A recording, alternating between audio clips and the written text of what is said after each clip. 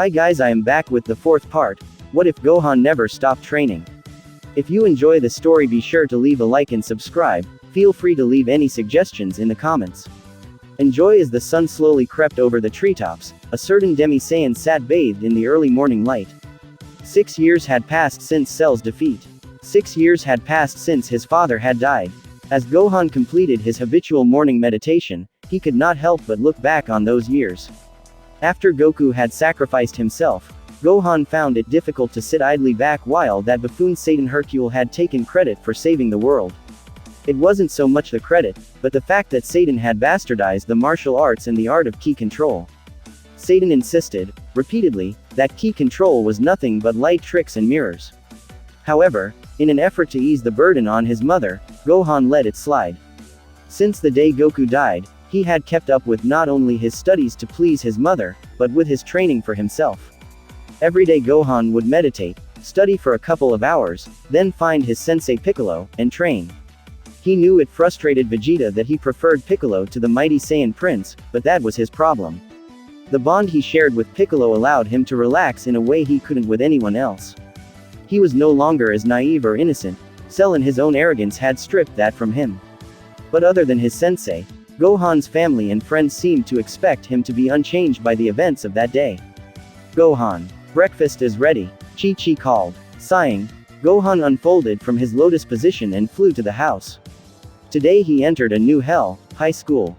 For the life of him, he could not understand why his mother felt he needed to attend regular school.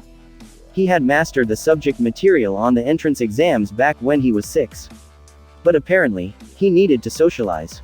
Sighing again, he sat at the table. Chi-Chi carefully examined Gohan as he ate his breakfast. She hardly recognized him from the happy-go-lucky child he had been. Now he was quiet and a bit somber. His onyx eyes held a maturity far beyond his years, and it broke her heart. The little boy had grown into an imposing man.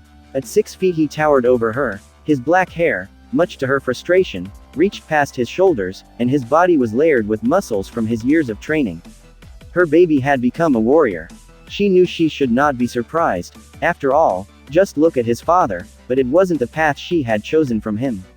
After Goku had died, and finding she was pregnant with Goten, Gohan had taken it upon himself to become the ultimate defender. And regardless of how well he thought he hid it, she knew he still blamed himself for his father's death. Thanks Mom, that was great, Gohan said, rising from the table. Chi-Chi shook herself from her musing. Here is your lunch, and where are the clothes I laid out for you? Gohan shuddered. Those clothes, as she called them, were horrible. Orange pants, white button front shirt, and a black vest, no. Instead, he wore a pair of comfortable jeans and a long-sleeved t-shirt. Oh, those, well, they weren't comfortable, so I grabbed something else, Gohan said, as he darted for the door. It was the truth. For his own mental comfort, he could not handle those clothes. Leaping into the air, Gohan flew off to Satan City and his first day in hell. The flight was relaxing. There is something so freeing in flying. Hey kid, where are you going? Piccolo asked across their telepathic bond. He had noticed Gohan's ki headed in a strange direction. School. My mom feels I need to make friends and she finds my social skills to be lacking. Where better to accomplish that than a place where I am not supposed to talk about my past or reveal too much about my capabilities? Came the slightly sarcastic reply across the bond. But he couldn't help it. How was he supposed to accomplish his mother's goal in an honest fashion with her stipulations? No ki control, no displays of strength, and no talking about his past to preserve privacy. Gohan heard the rich baritone chuckle in his mind. Easy for Piccolo to laugh. He didn't have to spend his day trapped in a building with all of those people. Shrugging, he landed a few blocks over from the school. He did not intend to obey all of his mother's dictates, but freaking the population out by flying directly to the school might push it a little far. After spending most of his life pleasing someone else, the last few years had started to be about pleasing himself. He would not show off, but he was proud of what he had accomplished under Piccolo's tutelage, and he would not disgrace his sensei by pretending to be weak. After a quick trip to the office, Gohan headed to his first class. Alright class, today we will. The teacher, Mr. Hayek, broke off at the knock on the door. The students all tried to see who was on the other side. Today we have a new student. This is Son Gohan. He received perfect scores on his entrance exams.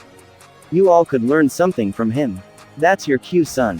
Gohan walked into the classroom, his Saiyan hearing picking up words such as nerd, bookworm, dork, and surprisingly, once he was in the room, cute from the female population. Inwardly groaning, Gohan faced the class.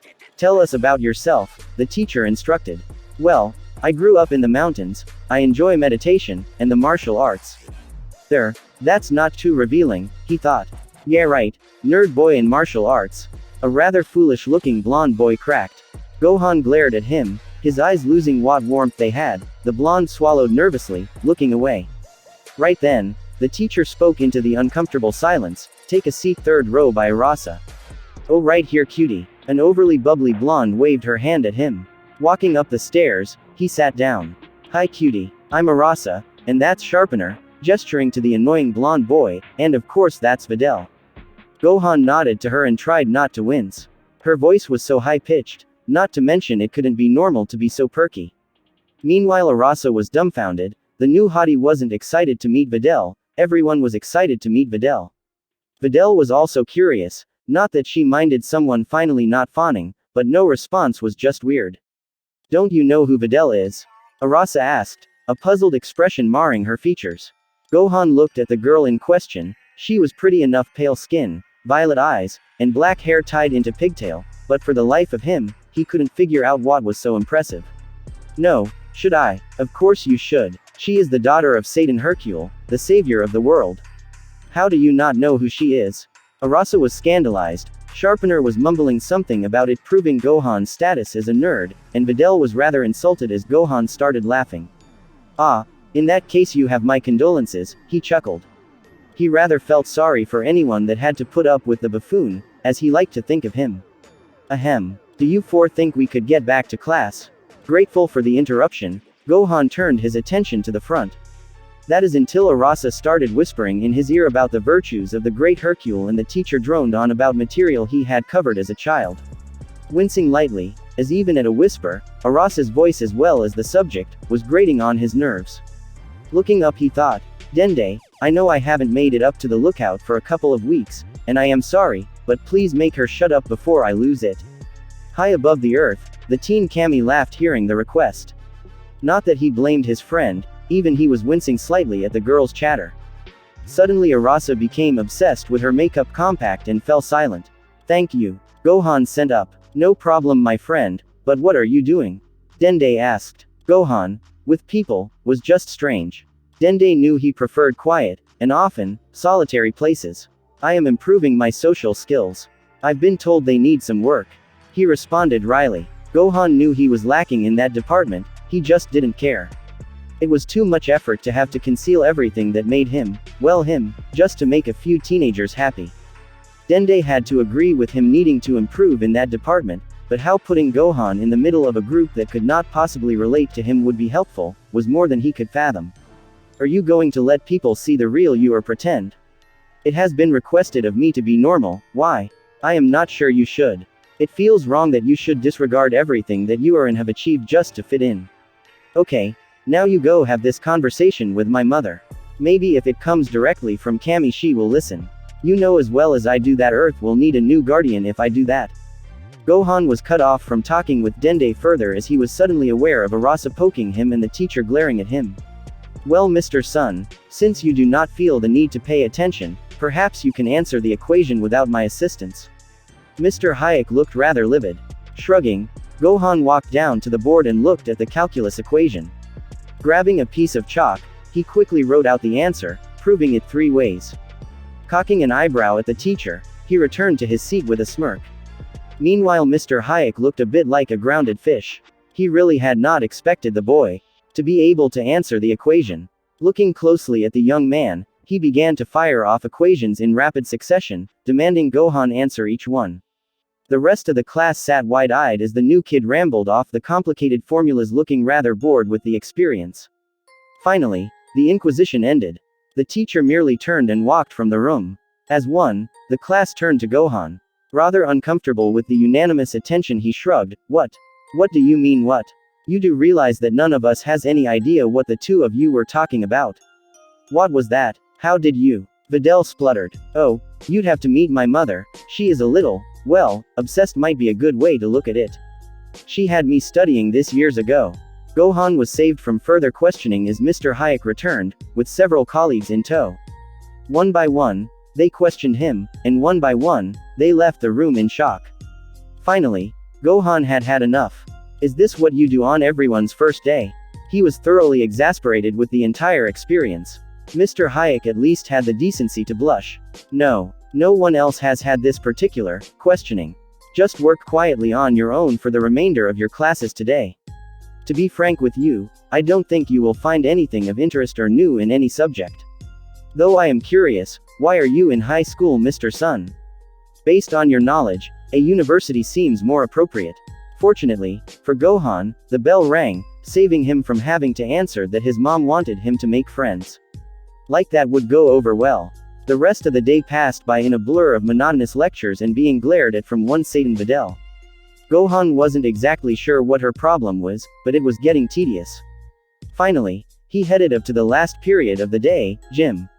Though he wasn't holding his breath that he would actually get rid of some of his energy, at least he wasn't trapped in a desk. After changing into a simple black gi pants and a loose long-sleeved tee, Gohan joined the class, which was grouped around the principal. As you all know, this being the home of the world's savior, the martial arts have become a fine tradition in our city. So this year, we have decided to teach the martial arts instead of having a traditional gym period. The principal had to wait a moment for the excited chatter to die down. Gohan merely snorted, home of the world's savior indeed. So let me introduce you to your new sensei. He has competed in several WMATs, placing in the finals every time, Chestnut Krillin. With that, the principal left and in walked Krillin. Videl couldn't believe it, this guy was famous. He might even be as good as her dad. She was in heaven. Sharpener was even suitably impressed. After training in the Satan Dojo the last 4 years, this was a master he had not only heard of, but also wanted to meet. Gohan just stood shaking his head, trying not to laugh. He knew 18 had been after Krillin to find a job so they could buy a house. Teach the martial arts was definitely a job Krillin was qualified for. Krillin sighed. It had been a long day, but at least this was the last period. And to think he had months of this ahead of him, oh joy. So far, all of the students were so busy trying to emulate their hero Satan that they hadn't managed to learn anything. Sighing again, he began calling out the names on his list, not really paying attention until, Son Gohan. He looked up sharply. Gohan was just standing to the side smirking at him, arms crossed. He had definitely been spending too much time around Piccolo. Yo bro, what are you doing here? I'll give you one guess. Came the sarcastic reply. What did she threaten you with, the frying pan or no food? Krillin was taking way too much pleasure in harassing his friend, but it had been a long day. Both. Krillin couldn't help it, he lost it. Gohan just scowled at him, waiting for him to regain some control. The rest of the class was floored. How did the new guy know a martial arts master? He was a bookworm, it shouldn't be possible. Nerd boy, how do you know one of the greatest martial artists? Sharpener exclaimed. Krillin tilted his head, looking at Sharpener. Nerd boy? Who is that? Sharpener pointed to Gohan. Krillin could not help it, he lost it again. The strongest person in the world and probably their portion of the universe was being referred to as Nerd boy, really? Taking a deep breath, he figured he had to have some fun with this. Looking at Gohan, he realized that with his clothes, you couldn't see the weapon he really was. Krillin decided to fix that little problem. Let's get started everyone. This class has an advantage that my other classes are lacking. You happen to have one of the best martial artists you will ever meet in your class. Videl perked up.